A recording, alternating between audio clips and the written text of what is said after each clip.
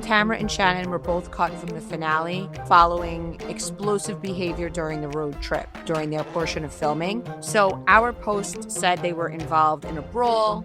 They went to New York City. They were sent home. They were told they couldn't film. They couldn't do New York City. They couldn't do the Bluestone Manor party. So they were pissed about missing key scenes. Here's the thing. Number one, the fight was definitely cut down. And the reason being that immediately after filming the girls' trip, cameras picked up for OC. So it wasn't cut like people believe because it was so crazy and they didn't want to show us. It was cut because production for OC was like, absolutely not. Cut. We're going to settle this score on OC, which is what we see them do at the very beginning, right? They go to the quiet woman and they kind of agree again to move forward.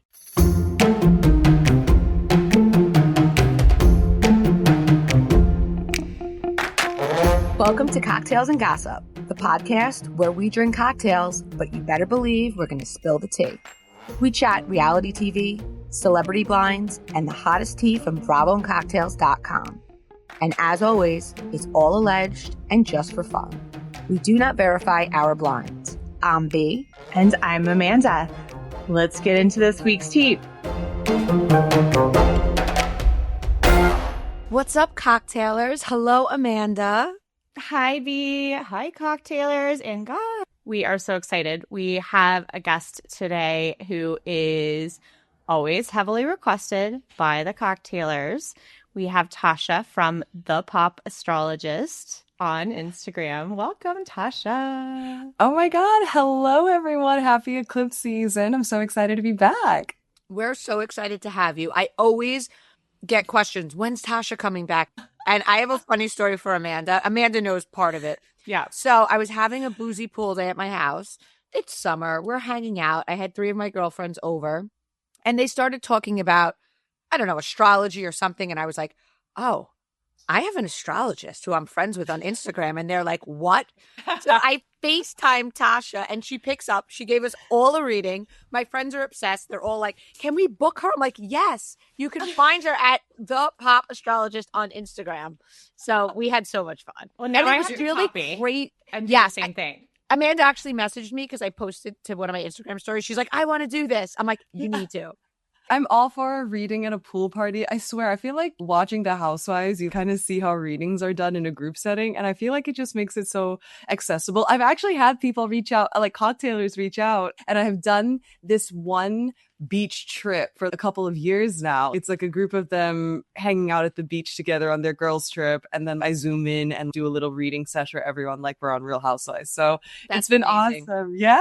What a great idea, too, B. I think that's always so fun, too, because then you, after the session, you have your glass of champagne and then you gossip about A little bit. everything that is coming up for each other. And that sounds so fun. So, Tasha, question for you. Yes. You ma'am. mentioned this, and then I told you before we jumped on that I've been seeing that we're in what I guess maybe for some people it's for everybody eclipse season, but it seems like it could be intense for some people based on what I've been just seeing people saying on, because now I'm on the astrology side of social media, apparently. It'll get you somehow. I love it. I love it. So can you just tell us in a general kind of astrological weather forecast, what's happening and why it's significant? Totally. So, I mean, here's the thing. I think this summer has just been pretty, for the most part, intense for a lot of people. But we happen now, as of yesterday, August 12th, to be in eclipse season. And you don't necessarily have to know exactly what eclipse season means from a technical perspective, but just think about eclipses as supercharged full moons and new moon. Every month we have a new moon. Every month we have a full moon. You can kind of think of then these new moons, full moons on steroids. And so there's this element of new beginnings and endings that kind of are informed by fate, quote unquote. All right. So it kind of feels like things are a little bit more out of your control. It feels like the universe or whatever your belief system is effectively rearranging a bunch of things during this month of August. And so technically we had that first eclipse yesterday in Leo. So if you have Leo placements, if you have Aquarius placements, Taurus and Scorpio, that would be a really big eclipse for you. And it's again, as Amanda said, everyone experiences them, but for those 4 signs, those are going to be activating one of the major pillars of your life, including self and family and career and relationships. And eclipse season ends at the end of the month. So you can again think of this whole month of August as one giant washing machine, and things are getting turned around and cleaned out. And by the end of the month, on August 28th, we actually have another eclipse, a lunar eclipse in Pisces. So if you have Pisces placements, Virgo placements, I think, Amanda, you're a Virgo, right? Yes. It's closing out the season of change, but you're thinking even about how over these last couple of years since early 2025, how much of your life has also changed. And so this is kind of wrapping that story up. So all to say, it's a big month of change, and there's not a whole lot of active doing. I'm not saying stop everything you're doing or start everything all of a sudden. Just do everything in tandem with what you're already doing, but just know that there's a lot of rearranging happening in the background. So when you say starts and stops, like, yes. could that mean like when you're saying you don't need to start doing anything, does the starts and stops mean it's kind of things that are out of your control? So yeah, a little bit, because a lot of people always ask me, do I manifest or do I write things down with the eclipse? And my thing is always, you've already programmed it. You can kind of think of the eclipse as showing you the results of your work, your intention, the things that you've done in the 6 months leading up to it. So you see the fruits of your labor, so to speak, right? So there's not a whole lot of, let me add more things to the pot. It's, let me see where the tide is taking me. And then after the dust settles, I can then make a more concrete decision moving forward in September. But it is a big, like when I say there's big changes, I mean, we just had the eclipse yesterday, but you're really going to see the effects play out in October, November as well. All right. So this month's a big month of change, but then you're going to look at October into November as the peak continuity from this period. Okay. Mm-hmm. I find it interesting, and this is the practical side of me. Mm-hmm. What people call manifest, to me, I'm like, manifesting is also working towards something. Absolutely. So I think I've always thought of manifest as a wishful thinking. You close your eyes at night and you're like, okay, I'm going to manifest that I wake up in Monaco. But really, what manifest is, these are the things I want for myself, so I'm working towards that. Mm-hmm. Absolutely. So it's yeah. and not wishful thinking, which is how I guess I used to picture it. Totally. I think people, when you think about manifest, as you said, let me write some things down.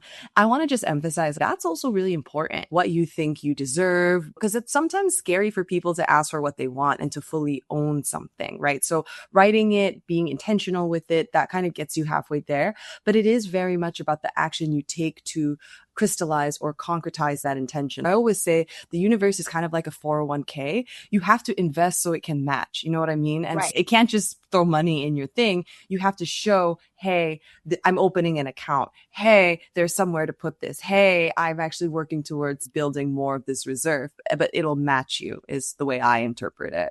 That makes so much sense. Well, and I read Amanda Francis's book. I think I told you guys that I had read it way before she was ever a housewife. Yeah. And it's all I need Tasha's thoughts on her. I know. But I was just going to say the other thing about manifesting is kind of also getting really clear on what you want, but then also kind of recognizing if there is something that might be mentally blocking you, like making you think, like you said, Tasha, not deserving, that you might not deserve what you want. And so trying to kind of get past that mental block, which I find really interesting. And I find that actually to be really compelling because, you know, I talk to my kids about this a lot. If you say you can't, you definitely can't. And if you think you can, who is this? Who said this? Teddy Roosevelt. If you think you can, you're halfway there. Yeah. Totally. I think it's always really funny because I'll work with clients, right? And they'll say certain things, but then I'll catch them saying immediately, they'll give themselves a caveat, right? So let's say you want to grow followers or whatever, right? I will literally have people talk to me and they're like, yeah, I think I'm good at 10K. I don't want to get any bigger than that. And I'm like, do you already catch yourself limiting yourself? Like, why? You don't even know what you want. You already think that's unsafe. So it's just, well, I guess it's how the you talk idea about you don't it. want to make expectations and not reach them. Totally. Which I think is something I see all these memes now, probably because my algorithm is a woman in her 40s.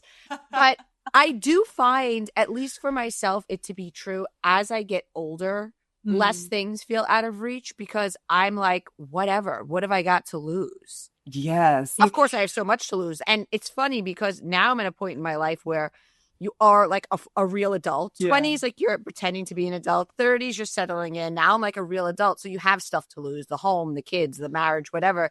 But I don't mean those things. I mean, like, why not take the shot? I guess it's just a sense of, you're not embarrassed of things maybe you were when you were younger kind of thing.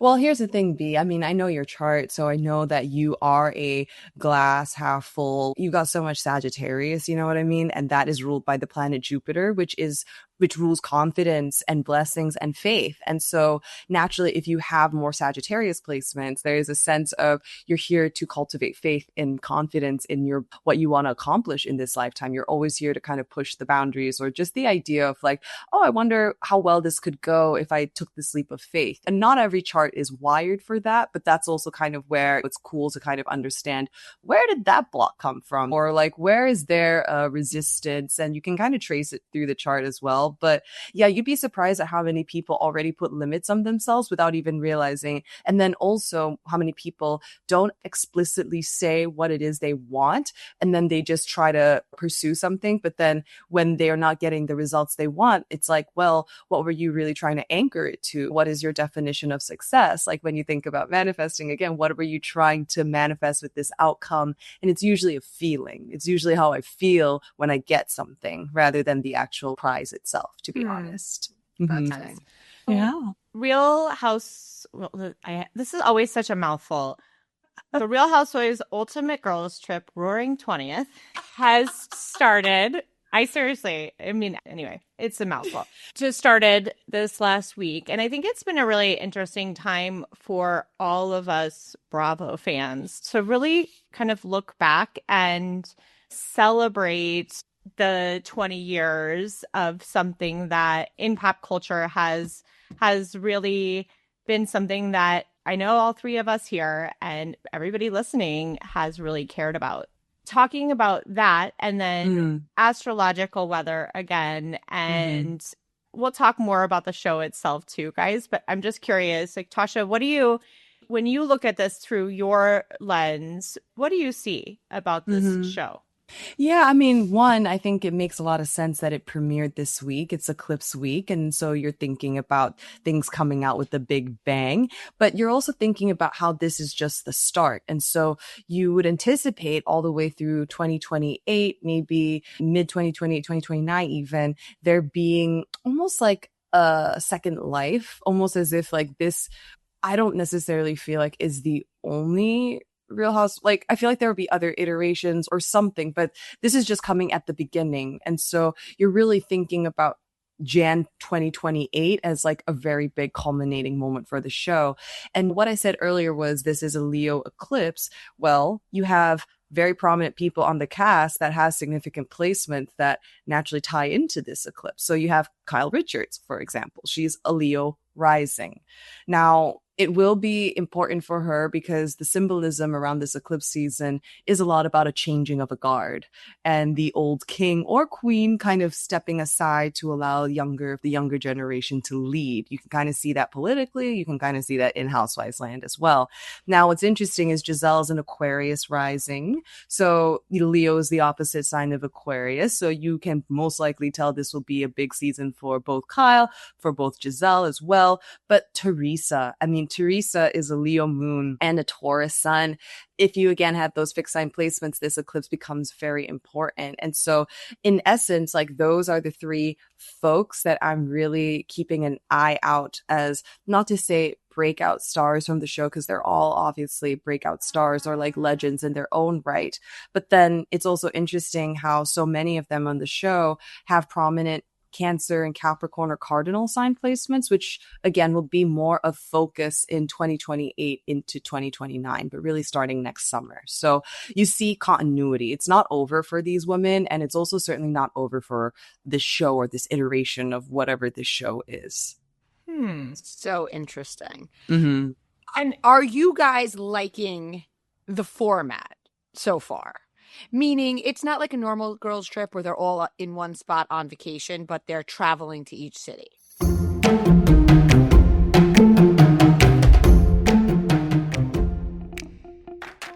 August always feels like the month where I'm trying to get my life back in order and my kitchen back together. Summer schedules are winding down, back to school is coming, and suddenly I'm thinking about actual meal prep instead of just figuring out what everyone can grab on the go. This is where I really love my Caraway cookware. I use it constantly. The ceramic coated surface makes cooking so easy. You can use minimal oil or butter. Eggs slide right off the pan. Cleanup is so much easier. And when you're trying to get dinner made on a busy weeknight, that matters. I also love how Caraway makes my kitchen feel more organized. Their cookware is beautiful enough that you actually want everything neat and put away. And there's something about having a less cluttered kitchen that makes cooking feel like less of a chore. Caraway goes beyond cookware. Their food storage is perfect for getting back into a routine. Prepping lunches, storing leftovers, or getting ingredients ready ahead of time. Love my mixing bowl set for prepping. And I also use it for overnight marinades on chicken and beef. If you're doing a big weekend breakfast like I like to do, their griddle is perfect for pancakes, bacon, and eggs. All of my family's favorites. Caraway makes clean cookware that is third-party tested and verified by independent labs.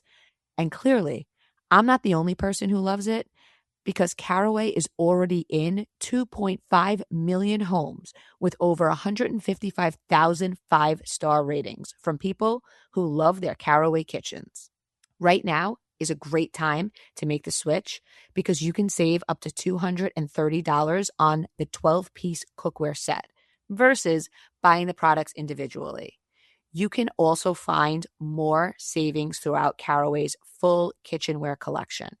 For a limited time, every dollar you spend on clean kitchenware gets you closer to winning your dream kitchen or $100,000 in cash. Plus, our listeners get an additional 10% off their next purchase.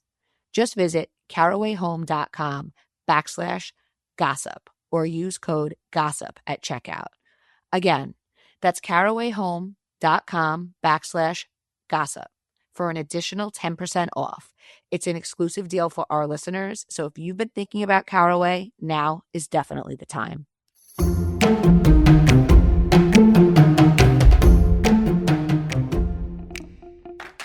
Cocktailers, owning a home is amazing until it's not. 1 minute you're on the way out the door to go out for lunch, and the next minute the sewer drain in your basement is backing up. This literally happened to me last year.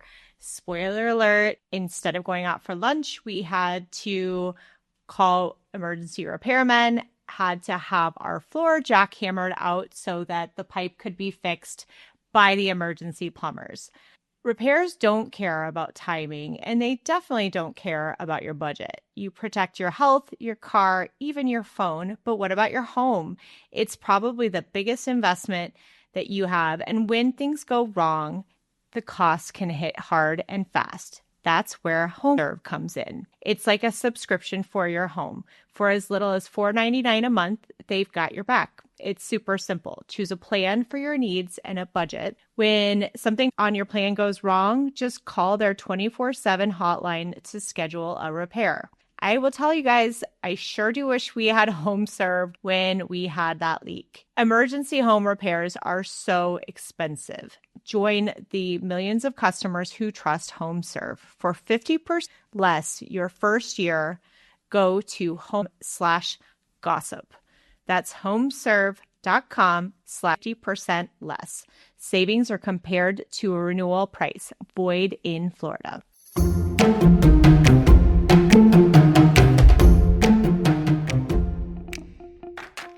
I personally do. I actually really enjoyed the episode, and I will admit Bravo has been a little more fatiguing for me as of late. And I did genuinely feel, oh, there's something exciting here. It feels like there were some laugh out loud moments. It just felt like a really lovely celebration. And you seeing the OC cast also making an appearance that first episode. I am sad there's not enough Nini, though. That was the one criticism I had. I love Nini when she's back on my screen.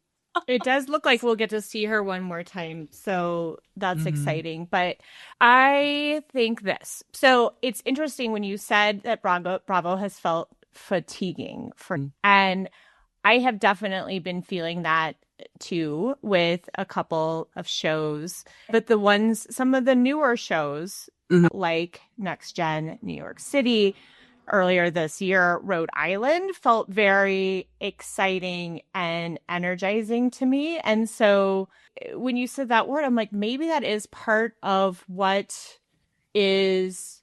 There are some people that are really bringing it down for me because I like the idea of them going and almost reliving and redoing some of these parties, right? Like they did with the Bunko party.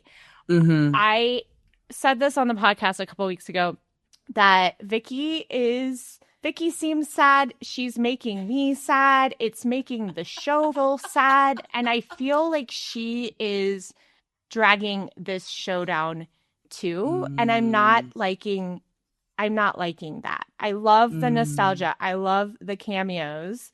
I like that we've got this core 7 that's coming together and that they don't even, I kind of assumed at that level they would all know each other pretty well, but they don't. So some of that stuff I'm really liking. I agree about the Vicky thing, and I think the misstep with the network is that where we had to watch Vicky on OC, and then now we're watching her. It's too much Vicky. There's a reason why she was taken off, and I think a reunion trip is the perfect place for her, but I don't think she has a place on the series anymore. Honestly, that's a larger conversation about how we feel about OC in general and the recycled fights and all of that. But I think it's a clip for next episode I keep seeing with Kyle crying because it's her 30th wedding anniversary. And Vicky basically attacks her and is projecting onto her because we've heard her say many times she regrets cheating on Don and subsequently divorcing him. And she basically yells at Kyle like, you should be upset. You should be ashamed. You were an example of true love. You should be raising your grandchildren with Mauricio. Like, you fucked up. And I'm like, first of all, Kyle and Vicky are not good friends. So that we're starting there, right? That isn't something, and I understand it's Housewives and a television show, but this is very much who Vicky is. And it's like that personality trait, you can't just say that to somebody. This isn't a fight about a dress or like how your glam is done. This is Kyle's real life. Bringing in her children and grandchildren. Who the hell is Vicky? Well, and to put so many of us believed in love because of you, to put essentially the world's belief in love on Kyle's shoulders, like, what is wrong But also, how about to put the responsibility on Kyle's shoulders? We all know the cheating rumors with Mauricio, right? It takes two to tango. And I think a lot of what irks me about Vicky is for such a strong, independent, successful businesswoman, she has a lot of values and beliefs that I find antiquated, and I think her lashing out at Kyle was a good example of that. I mean, even her and Teresa, right? Teresa's talking about her taxes this episode, and she went all TurboTax on her, right? Like, Yes. It's not an appropriate time. What are you doing? But in a way, it kind of makes it interesting. I'm not saying that's something I genuinely enjoy watching, but to me, I feel like this is very Vicky. Like when I remember reading her, I was on her podcast with Christian, and even reading her, it's such a very interesting chart. She is a very assertive, abrasive, fiery type of character. And we've seen that over the course of the show. But it is interesting because in her chart, it does signify a closing chapter through September 28th, basically. So I can't imagine Vicky staying on for too long after that. But yeah, there's basically a wrapping up, and this is to me a big final hurrah before she's done formally with this Bravo Hasta life. la vista, baby. Well, and seeing that scene, it very much is Vicky projecting herself on Kyle. I mean, that's Mhm. clearly what Vicky is so upset with herself about. Yeah. Don't put this on Kyle. Kyle, I think, is pretty clear. B, to your point, she didn't want to be here. This is not where she wanted to be necessarily with her life and her marriage. I think, I mean, look, Vicky, if I'm thinking about the fall, which I guess that'll be like Orange County's back on our TVs in the fall, but there's a lot of activation in Vicky's chart around relationships, interpersonal relationships, but also there's a little bit of, I don't know, there's something about long finances and revisiting work stability. So it could be quite interesting the fall for Vicky when the season airs formally. Mm. Mm-hmm. Well, I will say you brought up Giselle too. She's definitely my favorite on the show so far. Yeah. And you also mentioned Nene. Did you guys get emotional seeing her pretty much open the show? Very much so. And I have to tell you, I think my most asked questions in my DMs is, when is Nene coming back? Is Nene coming back? Especially with her being on the girls' trip show, we all feel like the door is open for her. I have no confirmation on it. Mm-hmm. I have a lot of Nene stans and accounts who love her as I do. And the rumor persists. I don't know. I think Atlanta for Amanda and I was one of those shows that made us fatigued this year. Mm-hmm. And I said it last week, and I'm interested to see what you think about this. I'm not sure if you watched Atlanta this season. I watched half. I got fatigued as well halfway through, but I started. Okay, Yeah. so then you're going to get where Amanda and I finally figured it out. It's not like I can look at anyone on the cast and they're the problem. It's the way that the women mesh. Mm-hmm. Doesn't feel like the right combination of women. Mm-hmm. And Mm-hmm. it ends up just becoming toxic. Yeah. I think that's why Rory, right, was such a lightning in a bottle. Oh, okay, we're back. Because it felt like these were women who had real connections with each other, regardless if they were friends or not, or frenemies. But in this case with Atlanta, it just feels a little more forced and it doesn't feel as natural. I don't know. It didn't sit right with me. Yeah. 100%. That's one of the conversations on the show is the women's moments. But kind of going with all of the franchises across everything, who would you guys think is who are the faces that you think of? Who is the ultimate housewife to you guys? I love the battle between them because it's very clear that each of them feels they're the face of Housewives. Mm-hmm. I would say especially Teresa, Vicky, and I'm going to say Luann. They really I feel like Barlow and even Portia recognize they came a little bit later, but they still think they're better than the others, but they're just not the original face. Mm-hmm. And one thing that I really believe is it's an ensemble. Yeah. Losing one person doesn't make or break any city. I will say, if I'm looking at all of the cities and those who have come and gone, Nene to me feels like her city changed the most. And I mean, if you look at the numbers, lost the most viewers when she left. So if I had to call it, I would probably say Nene. Yeah. I mean, I understand from a practical perspective why they put Portia in over Nene, given Portia's relevance on Bravo currently and Nene's long-term story. But when I think of OG Atlanta, you're thinking Nene. Yeah. I'm even thinking Candy, to be quite honest. I don't understand why they picked Portia. And the only thing that makes sense to me is that Portia has like this overarching deal. So she's getting paid over the course of how many years, X amount. So they just utilized her because honestly, Candy probably didn't want to do it because she's taking a break from Housewives.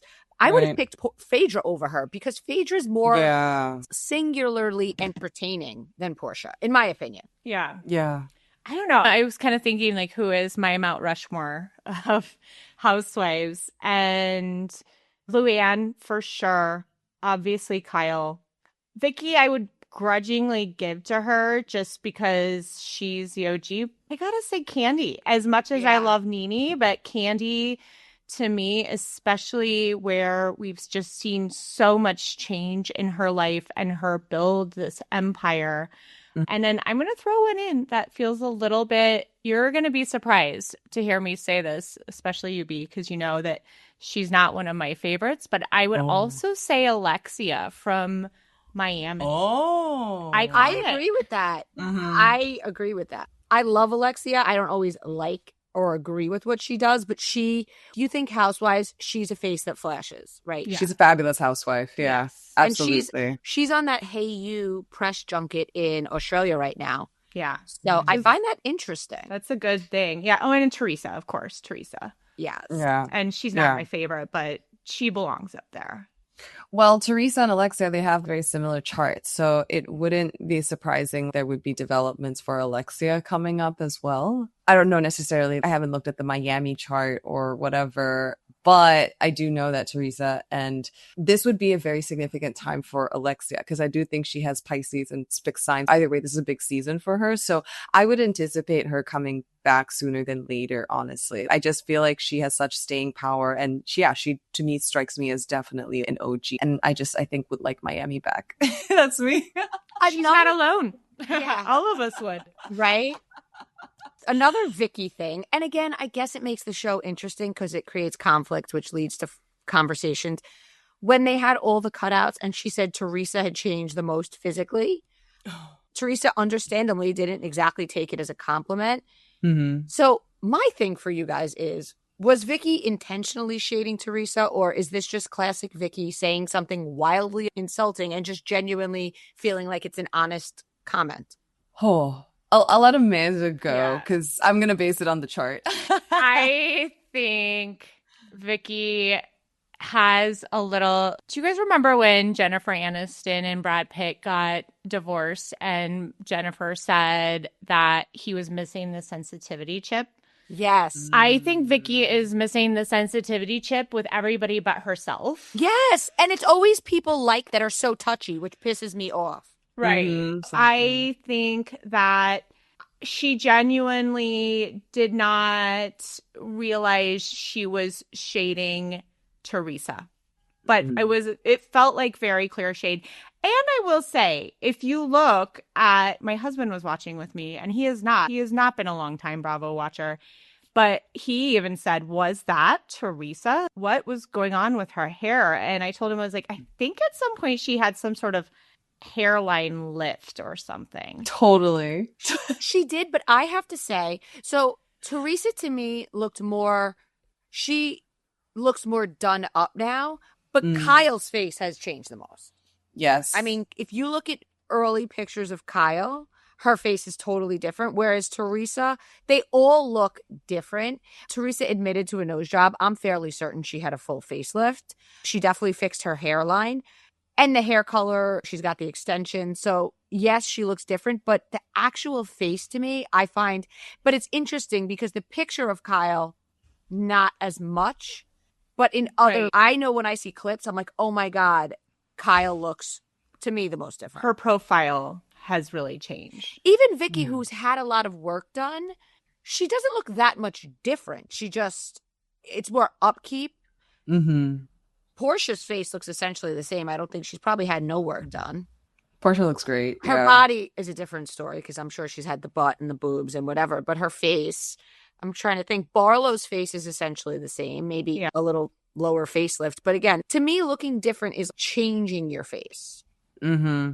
Yeah, I think Teresa definitely looks the most different. But I think here's the thing. It's like you can see where that would be super inappropriate for someone to just call out in a girl's lunch. But at the same time, I kind of appreciate that about Vicky because she's taking a contrarian approach to a group dynamic, which when you think about people with Libra placements, it's not always just Libras are charming and peaceful and are socially very well versed. They sometimes, if they don't actually care about the people that they're with in the group, they're just gonna take the contrarian opinion or say what they want to say. So to me, this says a lot about how Vicky really feels about everyone else. Right. But then also when I look at her chart, Vicky has a lot of internalized shame that she projects outward to people. And I actually just feel really sad. And it's not a shade or anything because we all navigate this.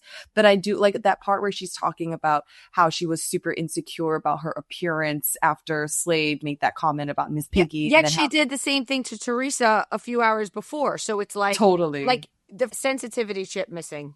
Totally. It's a little narcissistic and here's the thing. She has got a lot of Pisces placements. She has a Mercury in Pisces. It's a placement that I describe as very foot in mouth. And she has a hard time between what she wants to say immediately and sort of like, it's almost like she's always internally conflicted, but she'll just full send it. You know what I mean? It kind of just tells me this is how her mom talked to her, Vicky, in a different way. It's as much as she has obviously had a beautiful, like we saw obviously her and her mom on TV, but just when I'm looking at this aspect in the chart, it kind of naturally signifies there was challenge with mom around how mom may have communicated certain things and how free Vicky was to be her. So there was a little bit of challenge that she's now again playing out with all her female friends, essentially. Well, and I mean, speaking of female friends, Tamara and Shannon can't even get through what should be a fun nostalgia party without fighting. In my opinion, Tamara really picks that fight. You can see Shannon kind of avoided her. And then made that gesture where she's like, the drinking. And of course, Shannon storms away. It's not shocking to see them fall back into this pattern. I am so bored and I want out of this loop. Well, during filming of the girls' trip, we actually received a scoop back on January 30th that Tamara and Shannon were both cut from the finale following explosive behavior during the road trip, during their portion of filming. So our post said they were involved in a brawl. They went to New York City. They were sent home. They were told they couldn't film. They couldn't do New York City. They couldn't do the Bluestone Manor party. So they were pissed about missing key scenes. Here's the thing. Number one, the fight was definitely cut down.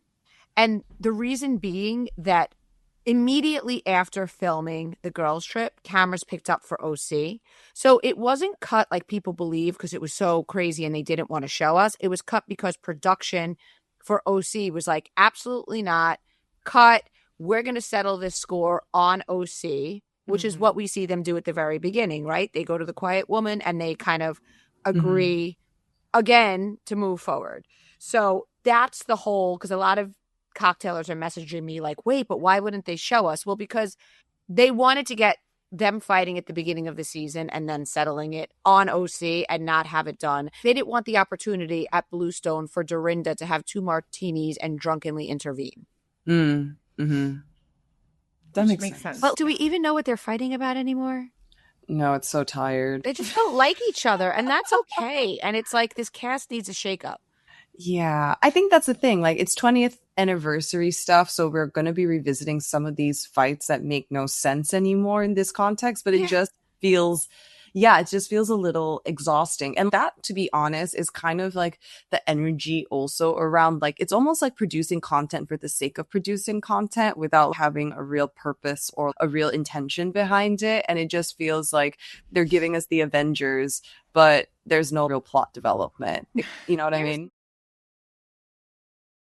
My prediction, and I'm just coming up with this as the three of us are speaking. My prediction is this: Rory, lightning in a bottle. Next gen, we're all loving. Summer House is way on the upswing. My prediction is we are going to see Miami is paused. They took long breaks from both New York and New Jersey. We're bringing them back. If the ratings aren't there, they'll go away.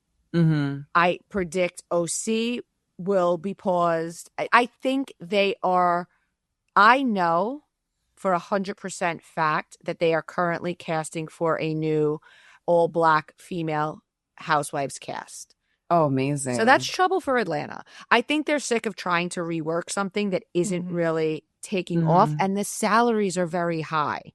You get a new group of women in, say, Houston. You do what you did with Rhode Island. You pay them a tiny bit. Everyone's tuning in for new women. We all get attached to new women. New stars are born. But I think that's where I think we're going to see a lot of the cities.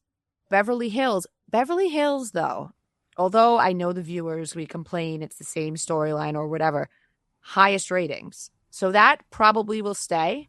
Roni and Jersey will depend on ratings. Rory's here to stay. Salt Lake's here to stay. Everybody else has to watch out. Well, and we call this the make us miss you strategy that we think that Bravo has been employing, because even Beverly Hills has pushed off filming by a couple of months. They usually have started by about now or by July, I believe. Right. And what is it? Is it September that we're hearing cameras are going to go up? I think so. Yeah. And I think you're exactly right, B. And I think it's a very strategic move. And I do think it's wise. And I do think they are smart to look outside of the current lineup to find other good and interesting stories to tell. Oh, yeah. I mean, here's the thing. That speaks to the general trends of the moment as well, even from an astrological perspective. It is the idea that we are getting celebrity fatigue. And of course, these are our celebrities in Bravo land, their fixtures, their statures. But people are hungry for new ingenue. And I think when you think about how the Traitors civilian cast just got announced this week as well, right? People are really excited. It's the first season that there are no celebrities. And I mean, it's normalized with the other Traitors series, but in general, there is appetite for non-established and new, fresh voices. So it's spot on, basically, what you're saying. Yeah. Well, and speaking of New York, we have some in the city casting news. We have heard that Claudia, who does the morning toast, she goes by Girl with No Job. Yes. Oh my gosh. Yes, that she was approached. She was very vocal on her podcast and said she would not be open to it, which is, I think that's good, because I'm not open to it either. And that's not to say I don't like her or her husband. I actually do like them very much, but they have very much a shtick kind of that kind of runs around them, just like Stassi kind of does, right? And I don't see them wanting or needing or really being a great part of an ensemble cast. When I heard it, I thought it was an interesting choice for a lot of reasons, but primarily Kyle has beef with Claudia and her husband. You guys might remember that Craig has spritz with Claudia and her husband. Yes. That was the original fight. Now, Kyle and Craig have since made up.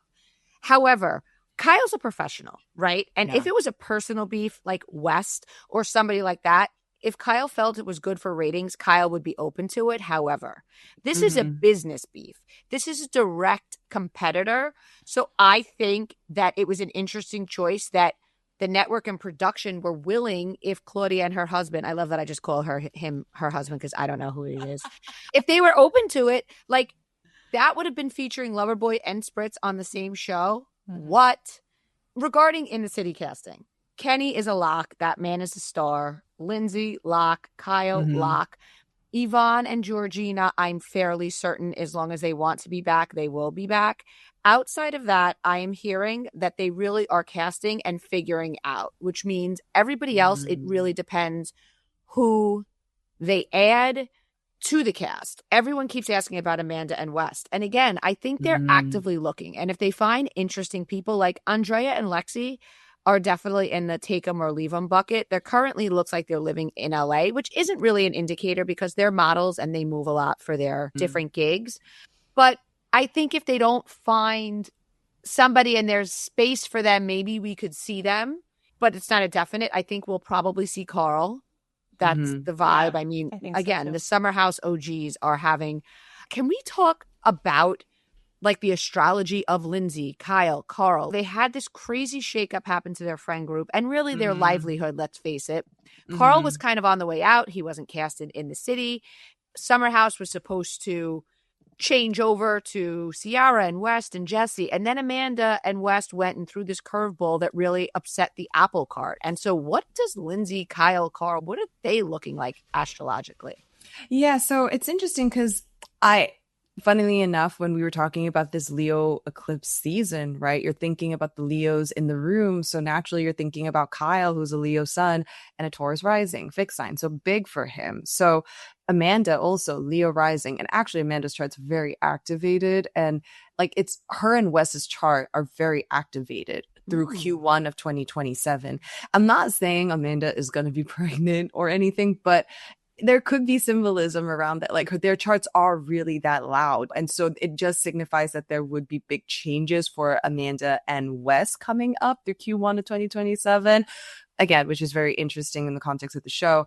But Lindsay is a Leo. It was her birthday this week. And so you're thinking about, wow, it's a big year for Lindsay, a big year. Like it's to me going to be even bigger. And it's important for Lindsay as a Leo with relationships and things like that, especially in the fall. What I will say is this 23 summer was a very important summer. And that was the summer that Carl and Lindsay had their huge blow up and that they broke down basically their engagement. And then Amanda and Kyle also had a very rocky, almost as if it was worse for them. And then Lindsay and Carl kind of came in and really ended things. But this upcoming fall is basically a direct build off from that summer. So either you spent these last 4 years trying to repair your relationship so much so that it comes back stronger, so much so that we can maybe see what else is there to grow from this, i.e. Lindsay and Carl. Wait a minute. Are you saying that you see Lindsay and Carl getting back together or just strengthening their friendship? I would say they would be strengthening their friendship in such a way that if they did get back together, it really wouldn't surprise me. It's just the nature of the cycles and how things are gelling. I can even see an evolved parent, like an evolved dynamic with them. But yes, this fall will be kind of big because Lindsay is a Scorpio moon. And so because this fall involves, if you have Scorpio and Libra placements for this fall, relationships are going to be top of mind. Just getting that out there, right? So you see that in Lindsay's chart. It's hitting her relationship sector. So either way for Lindsay, there should be some interesting developments when it comes to relationships. I know this is really mean, so I've never said it out loud. There is no phrase in the English language that gets everyone to snap to attention. Okay, I'm just going to say it. And I like Carl. With that said, I always felt when Lindsay got together with Carl, it was her settling because she felt he was a good, solid person. And she had this timeline and she wanted a child. And at that time, she really wanted marriage. So she wanted the family. I think she felt like Summer House would be wrapping up. And I really hate to say this, but almost like, well, this is a perfect candidate for me to move to the next phase of life and then push for a show about that. I really felt that way.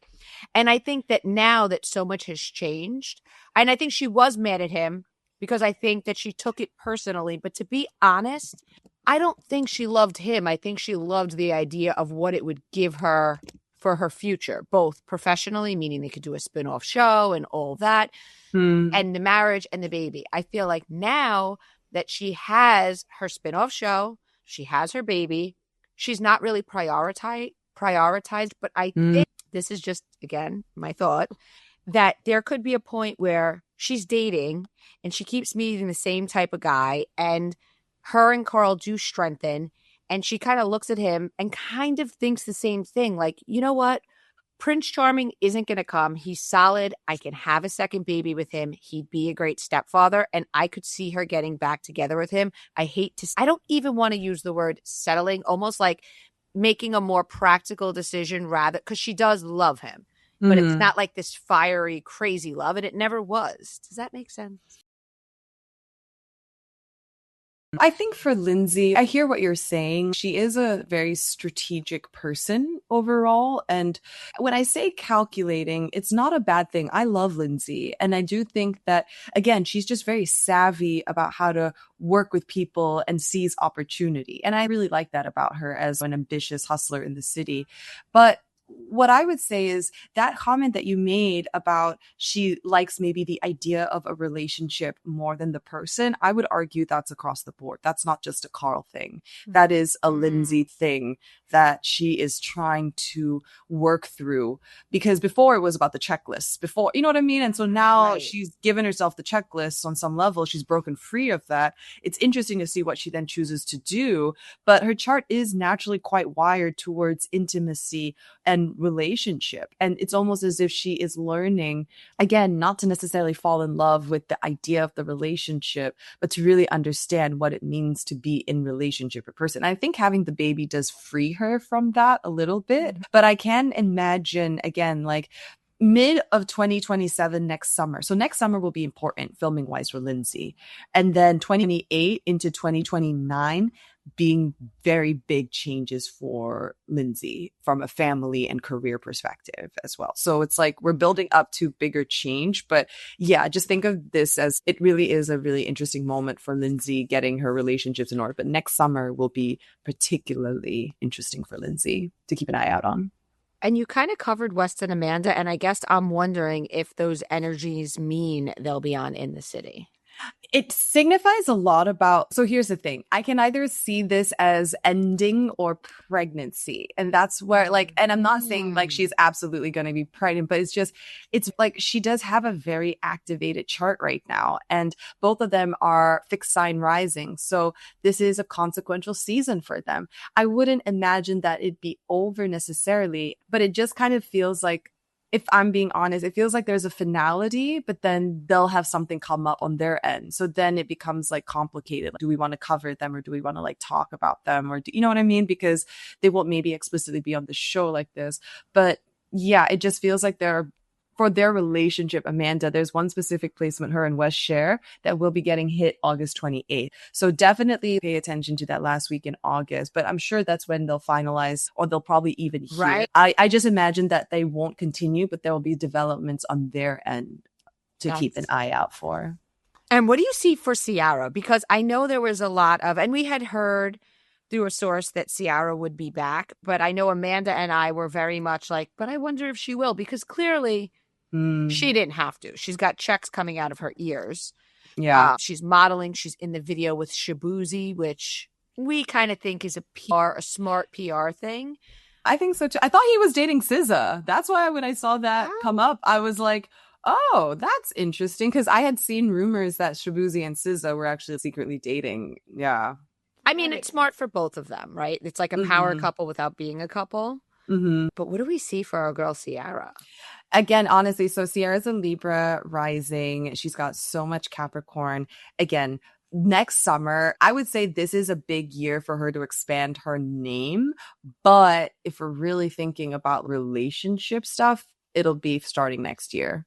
So what's also really beautiful about her chart right now is there is this moment of transformation that's hitting her creative house, her romance house, her self-expression house. Here's the thing. Jan 2028, I would imagine that there being like a big announcement. I can actually kind of see her taking over even the Love Island hosting or something. I don't know. I know she's on After Sun right now, but it just feels like also with Ariana's chart, there is evolution there. So it wouldn't surprise me if there was like a more active shakeup when it comes to hosting. But between this year, I mean, this whole year is one giant expansion for Ciara, especially as it relates to career prospects, also as it relates to her home stuff. She'll be dealing with some home things or with the renovation and whatnot.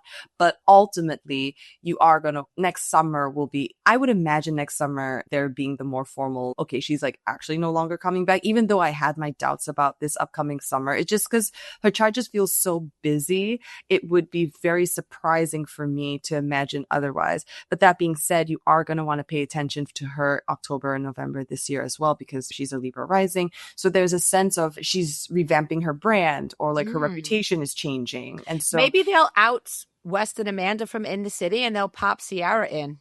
Honestly, I want to see more of Ciara. I just want to see. And she's more. So interesting. What she has going on in the city is so interesting. All of these brand deals, all of this stuff happening. It makes so much sense. Whereas West and Amanda, we're all interested in maybe seeing where they're at.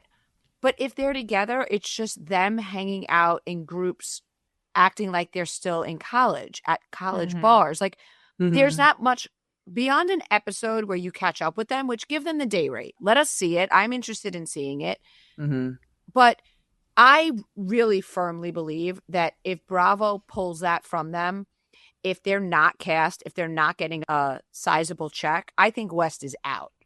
I think the only reason there's any sort of situation still going on is because this is really the only angle he has. I mean, we see it in his posting. Like, I forget what. Oh, posting that picture of Jesse that was months old. Yes, and even this week, yeah. Amanda, shout out to us, the exclusive we had last week that Summer House was going to be doing a Below Deck episode. Yes. Oh, so excited. And again, we get so much hate when we say things that are like, oh, yeah, right. They don't know what they're talking about. I got crazy DMs. And Bravo actually confirmed it, which I was like, thank you so much for not making us wait. But the day that was announced, West posted a bunch of pictures. He actually deleted it shortly after. And him and Amanda were in it. And it was just every single, I don't know what the podcast is no longer in his bio, which was told to me by a bunch of followers. Oh. He's really hitting the wall that Amanda hit sooner. She really lost all her brand deals and everything. And I think he was, in the short term after the scandal, we were all listening. I wasn't personally, but people were tuning into his podcast and he was making a lot of ad rev. Well, if the podcast is no longer there, either he's choosing to go a different route with the podcast, but once the scandal's gone, people aren't tuning in just for West. No. So I don't see why the network would. I just don't. There's only. Anyway. Yeah. It makes sense. It makes sense. I wonder if there's like it's so interesting because I'm just looking at Amanda and Wes's chart together because in theory, like you can look at your charts layered on top of each other. You can also look at the chart that comes up when you both merge, almost like this is the baby that you both created. And it tells you a lot about like where timing is as well. Again, the fall for Amanda and Wes feel interesting. It almost makes me wonder if they're going to move because or maybe there's, again, this idea of another show or revisiting a show because there's a lot about their press house that's getting activated and their money house. And there's like a revisiting of that. So it just kind of feels like it's in a different form or something. I don't know, but the story is not over with them just yet is what I'm trying to say as well. Until Q1 of 20, we're not out of the woods until Q1 2027 with Amanda and Wes. So don't be surprised to hear more stuff. What do you see about Kyle? Because he's had such an interesting year, obviously. He seems like he's really on the up with his DJ career. His love life is being very much talked about. What do you see for him? Yeah, so this eclipse important because it's hitting his Mercury. Mercury rules his fifth house of creative activity, of children, of romance. So it makes a lot of sense that he's out in the town. There's also a lot about money for him. So I would say this is a big eclipse a big 18 months where he really gets to make his bag or really go after his bag and maybe pursue it in an unbridled way that wasn't such a drain, maybe as a symbolism of his relationship with Amanda. Key. It's almost like the opportunities that are coming in, everything is going to kind of play off this more vibrant, joyful type of energy. But that being said, I kind of do wonder if Kyle is having he's basically going through his midlife quakes right now. And I think you don't have to know astrology to know that he's going through his midlife crisis, but there's a sense of he has to kind of break away from his old habits. And so he's going to be kind of step out and do some different things than what we have accustomed to. But admittedly, right now, he is probably feeling almost unsteady. There's a sense of untetheredness that's coming in the chart, almost like an identity. I don't really know who I am. Right now, maybe it feels okay because it's in the it's the eye of the storm. He's dealing with the chaos and he's handling it really well. But again, it just feels like I remember maybe on cocktails when we get highlighted the Amanda Kyle situation before they announced their separation and divorce at BravoCon and whatever.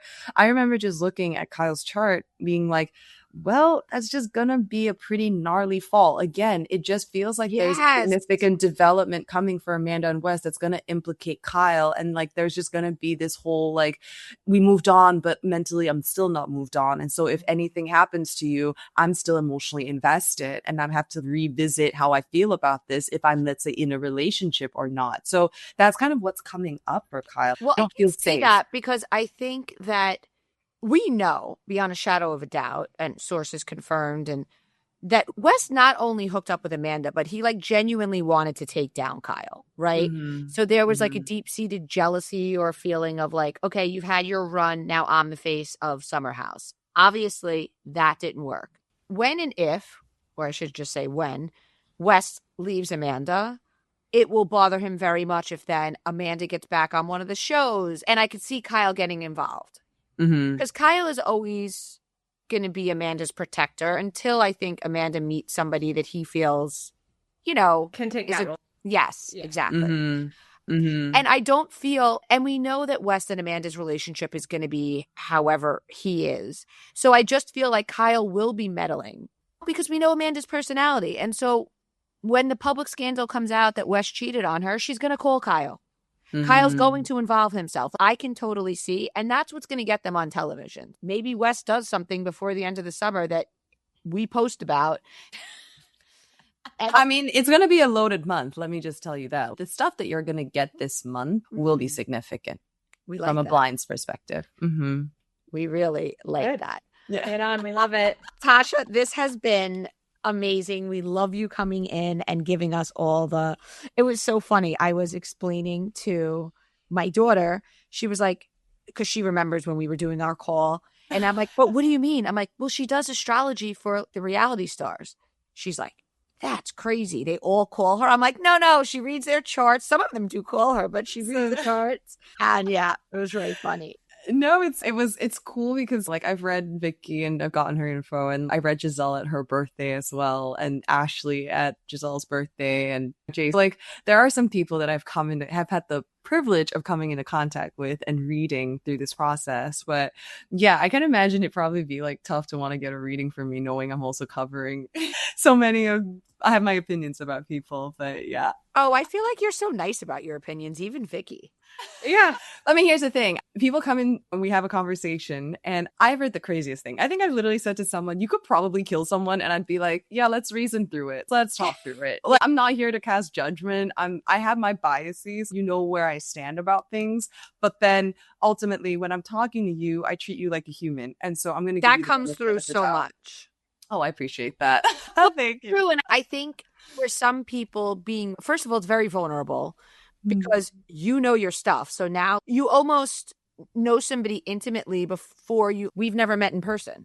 Yeah. And you tell me things about myself that I don't even realize. It is vulnerable to have an astrology reading. It's very intimate. Totally. I mean, what does Dua Lipa say? She doesn't have a therapist. She has an astrology. Same. Yeah. Same, actually.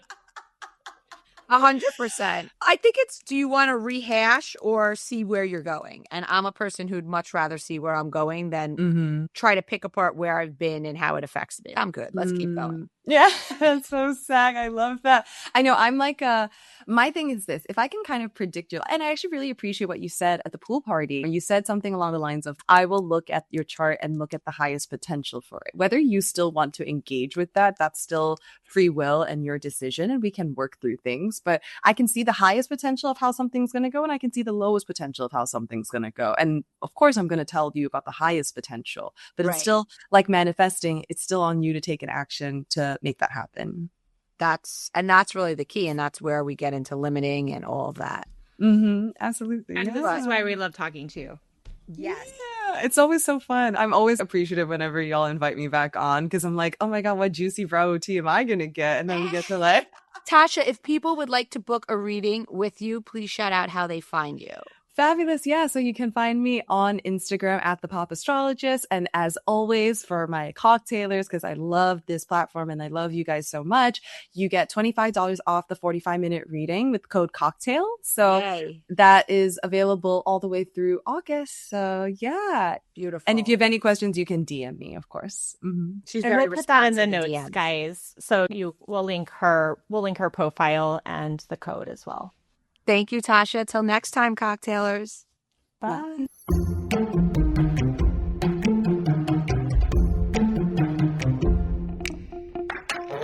What's up, cocktailers?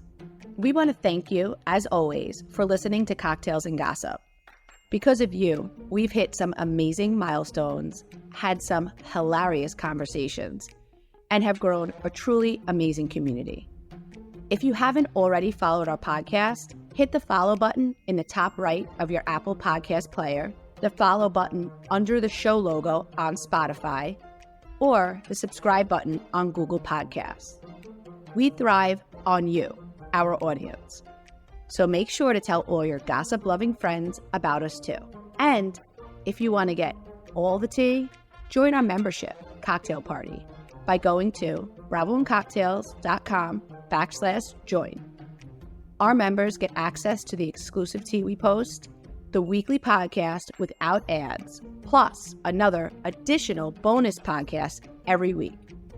And of course, members also get to join us on our monthly live cocktail party Zoom, where we talk about the latest tea and even share tea that's just too hot to put in writing.